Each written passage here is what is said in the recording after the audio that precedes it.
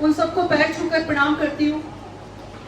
और मेरा परिचय अनामिका सिंह पटेल होने के साथ ये भी है कि जो हमारे जब तक नाम लिखे जा रहे हैं उस विषय में बता चाहूँगी। अजय सिंह रॉकेट भैया को पता होगा, या बहुत सारे लोग यहाँ जानते होंगे। डॉक्टर अशोक कुमार सिन्हा है, बीपी सिन्हा जी हैं, मैं उन लोगों की बहू हूँ। और जो हम सारे लोग बात कर रहे हैं कि कुर्मी जाति पर या पटेल जाति पर हुए अत्याचारों की बात हो रही है, उनके अपमान की बात हो रही है, उनकी आत्मा को झंझोड़ने की बात हो रही है। जिस व्यक्ति ने इसके खिलाफ एक बहुत बड़ी ताकत खड़ी करके भूमि सेना बनाई थी, उन अभय सिंह जी की भगना बहू भी मैं हूँ। तो उस विचारधारा से, उस परिवार से मैं आती हूँ। सामान्य तौर पे जब मेरे विषय में नहीं जाना जाता तो ऐसा मान लिया जाता है कि समृद्ध परिवार का होने के कारण ये विधान पार्षद बन गई हो। ये बात मैं बहुत ताकत से कहना चाहती हूँ, और अपने समाज के लोग भी कई बार ऐसा मान लेते हैं। परंतु मेरा एक लंबा संघर्ष है और बहुत मजबूती और जिम्मेदारी के साथ यहाँ कह रही हूँ कि अगर मैं पटेल नहीं होती तो 10 साल पहले एमएलए और एमएलसी हो गई होती। यहाँ भी मैंने अन्याय सहा। हमारे मंच पर बैठे हुए डॉक्टर अशोक बसंत कुमार सिन्हा जी, देखिए जीवन में आपके पास जो डिग्री होती है, पद होते हैं, सम्मान होते हैं, सत्ता होती है और ताकत होती है और धन होता है, वो आप अपने प्रारब्ध से और पुनर्जन्म के कर्मों से अर्जित कर सकते हैं। परंतु आपकी जो पूंजी होती है वो आपकी नैतिकता होती है, आपकी संवेदनशीलता होती है और आपका चरित्र होता है।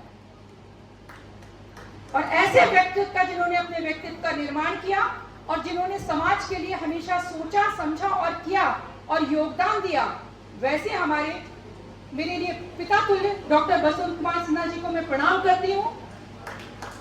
डॉक्टर लाल बाबू सिंह जी, जिनके मन में समाज के लिए संवेदना है, जो जागरूक है, और जब मैं आकर बैठी जिस भाव से उन्होंने बताया अनिल भैया को कि मैं कौन हूँ, उससे पता चलता है। और उन्होंने मुझे कहा कि जब अपनी बेटियां आगे बढ़ती हैं तो खुशी होती है। मैं उनको भी नमस्कार करती हूँ, प्रणाम करती हूँ।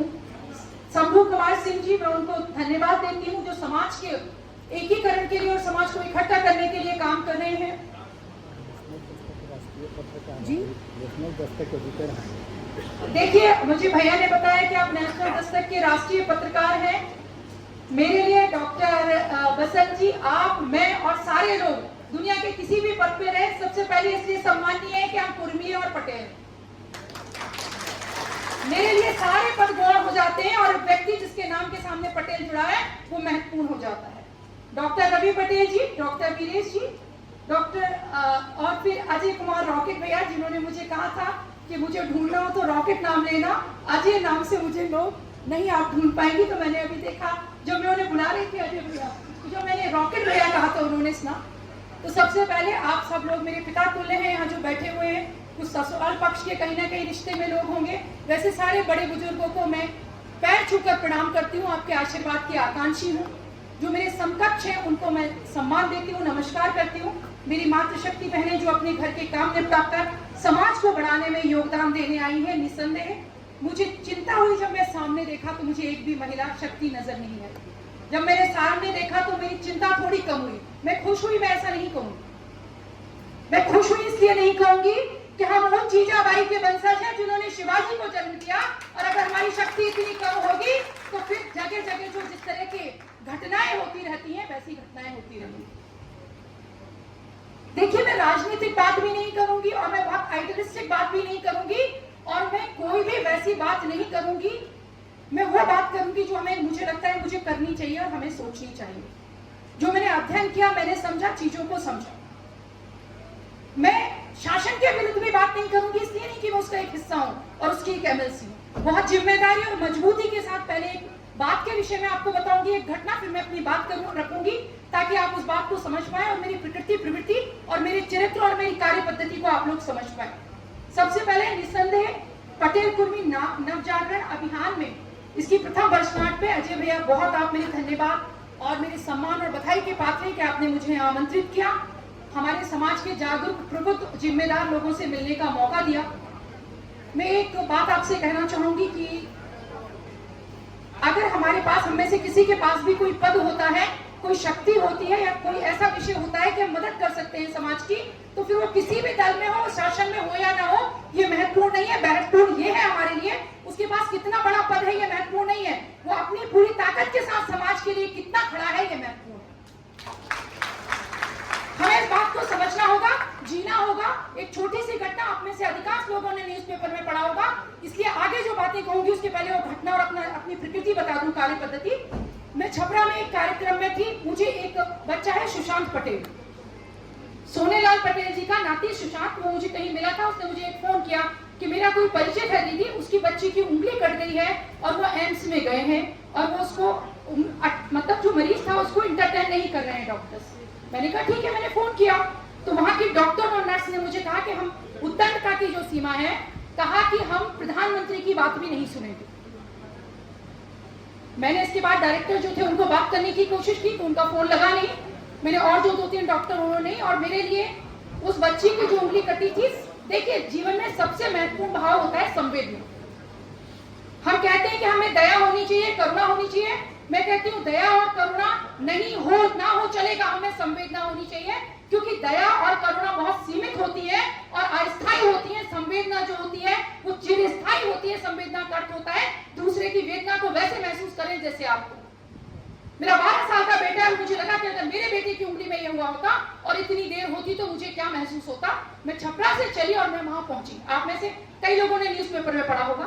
और एक जाति विशेष का पत्रकार जो लंबे समय से हाईटेक के इसलिए खिलाफ है हमारे अस्पताल के केशव के, कि वो अस्पताल कुर्मियों का है, उसने मनचाहे ढंग से लिखा। आपने पढ़ा होगा नवजागरण में, कितने लोगों ने पढ़ा कि एमएलसी जो थी उन्होंने नर्स पे भी मतलब थप्पड़ मारा, जबकि मैंने ऐसा नहीं किया।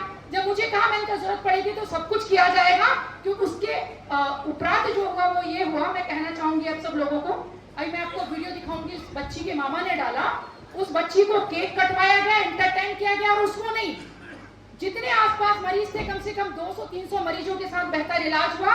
डायरेक्टर साहब से मेरी बात हुई, मैंने कहा ये गुंडों की फौज है, ये सिक्योरिटी नहीं है, आप इसको बैन करिए। और मैं आप सबसे कहना चाहती हूँ, आप सब समर्थ लोग हैं, सक्षम लोग हैं यहाँ बैठे हुए। हमारे अनिल भैया भी बैठे हुए हैं, इसमें नाम, हाँ मैंने अनिल भैया का नाम लिया। सारे आप समर्थ और सक्षम लोग हैं, कहीं ना कहीं ऐसे लोगों से जुड़े होंगे जो राजनीति में भी होंगे और प्रशासन में भी होंगे। परंतु मैं फिर भी बहुत मजबूती, जिम्मेदारी और बहुत विनम्रता के साथ आपसे कहना चाहती हूँ, मैं एक एमएलसी की तरह 24/7 365 दिन आप लोगों के लिए पूरे प्रदेश में कहीं भी उपलब्ध हूँ। रात के 2 बजे मुझे फोन करके देख लीजिएगा। अगर मैं 2 बजे महिला की सीमा को क्रॉस करके वहां खड़ी हुई नहीं पाई जाऊं, तब आप मुझसे कहिएगा कि आपने नहीं किया। देखिए, एक मनुष्य में और पशु में ये फर्क होता है कि मनुष्य की भी संतति होती है, पशु की भी संतति होती है, सब जीवन यापन करते हैं। परंतु मनुष्य जो होता है वो अपने समाज के लिए खड़ा होता है, वो संवेदनशील होता है, वो जिम्मेदार होता है, उसमें दायित्व होता है। और मुझे कहते हुए बहुत गर्व है इस बात का कि हम ऐसी जाति हैं जिसने जीजाबाई जैसी मां पैदा की, जिन्होंने शिवाजी जैसा पुत्र पैदा किया। जब हिंदुत्व दम तोड़ रहा था, औरंगजेब के ने त्राही कर रखी थी, तब एक छोटी सी जागीर से निकले हुए शिवाजी जी ने अपने अल्प संसाधनों में उसकी नाक में नकेल डाल दी, उससे पानी पिला दीजिए, उस खून को अपने रगों में महसूस करिए, उस भाव को महसूस करिए अपने अंदर। और एक और बात बहुत जिम्मेदारी के साथ कहना चाहती हूँ, विषय ये नहीं कि हम शिवाजी थे, जो तथाकथित खुद को फॉरवर्ड कहते हैं, उनको बताइए कि हम वो लोग हैं जिन संभाजी के दरबार में एक भी नर्तकी नहीं थी। जहां महिलाओं का सम्मान करते हैं, हमारे तो राजाओं ने भी नर्तकियां दरबारों में नहीं नचाई, क्योंकि हम जीजामाई की तरह मां का सम्मान करते थे, स्त्री का सम्मान करते थे। हम कुर्मी पटेल वो लोग हैं, आज भी गर्व के साथ अगर देखा जाएगा तो हमारे पास सबसे ज्यादा जमीनें हैं, हमारे पास प्रशासन में सबसे ज्यादा अधिकारी हैं, हमारे बच्चे सबसे ज्यादा आईआईटी निकालते हैं, डॉक्टर बनते हैं, इंजीनियर बनते हैं, शिक्षित होते हैं और सक्षम होते हैं। परंतु आप सबसे क्षमा चाहूंगी, कुछ लोग मेरी बात से इत्तेफाक नहीं रखेंगे, हो सकता है मुझे अगली बार ना भी बुलाएं, पर जो इत्तेफाक रखेंगे वो मेरे साथ जरूर खड़े रहेंगे। कहते हैं ना कि बड़ा हुआ तो क्या हुआ, जैसे पेड़ खजूर। इतना कटु सुनाएंगे तो आपको बार बार बुलाया जाएगा। बड़ा हुआ तो क्या हुआ, जैसे पेड़ खजूर, पंथी को छाया नहीं, फल लागे अति दूर।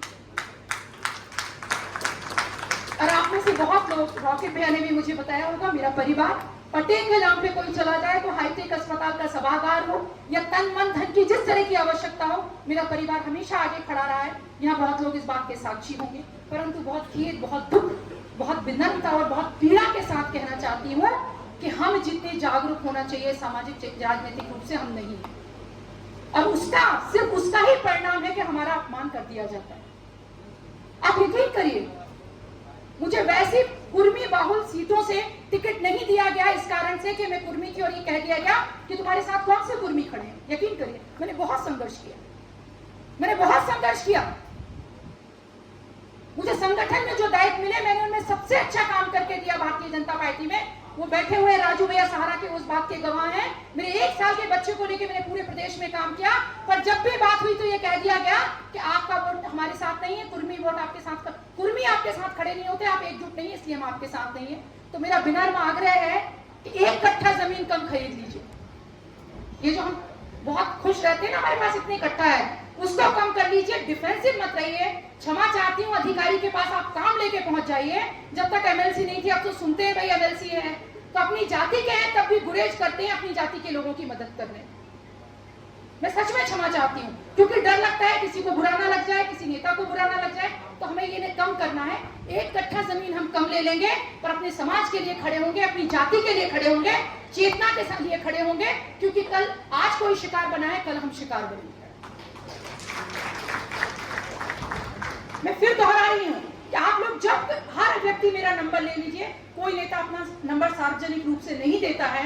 और अजय भैया, मैं आपके संज्ञान में लाना चाहती हूँ, जब मैं पटना की क्रीम सीट पे काम कर सकती थी तब भी चुनाव प्रचार में मैंने खगड़िया सीट चुनी, क्योंकि वहां कुर्मी थे और मैं ये बताना चाहती थी कि कुर्मी अगर आपको हरा रहे हैं और वो साथ खड़े होंगे तो जिताएंगे। और आदरणीय चिराग पासवान भैया ने भी ये महसूस किया कि कुर्मियों ने हमारा साथ दिया और वो खगड़िया की सीट जीते, और आज वहां का कुर्मी बहुत आत्मविश्वास से बात कहता है। एक छोटी सी कहानी है जो मुझे लगता है बहुत प्रासंगिक है, मैं यहाँ कहूँ, हमेशा मैं कहती हूँ, एक जंगल में आग लगी थी। एक जंगल में आग लगी थी और बड़े बड़े पशु पक्षी उस आग को देखकर अट्टहास करते थे, वो हंसते थे उस जलती हुई आग को देखकर। और एक छोटी सी चिड़िया अपनी चोंच में पानी भरकर उस आग को बुझाने का प्रयास करती थी, और जब वो प्रयास करती थी फिर उसमें हंसते थे और कहते थे, चिड़िया क्या तुम अपनी चोंच के पानी से इस आग को बुझा लोगी? तो उस चिड़िया ने कहा कि मुझे पता है मैं अपनी चोंच के पानी से इस आग को कभी नहीं बुझा पाऊंगी, परंतु जब इस जंगल में आग लगने का इतिहास लिखा जाएगा तो मैंने अपनी पूरी सामर्थ्य से उसको बुझाने की चेष्टा की, उस इतिहास में मेरा नाम लिखा जाएगा। तो प्रशासनिक रूप से, धन से, संपत्ति से, जमीनों से इतने सक्षम होने के बाद भी अगर हमें आंदोलन, विषय ये नहीं है कि सरकार किसकी, विषय ये है कि हमें आंदोलन करना पड़े, तो सोचनीय विषय है कि हमें आंदोलन क्यों करना पड़ रहा है। और मैं यहां से कहना चाहती हूँ रॉकेट भैया कि आश्वासन जो विषय है उसके पहले ही आप कहें तो हम कल या परसों, मैं अपने शेड्यूल को देख लेती हूँ, और हम चलते हैं रूपोली। आप जहां कहेंगे वहां चलने को तैयार है। और एसपी क्या, चीफ सेक्रेटरी से आदमी डीआईजी से बात करेगा,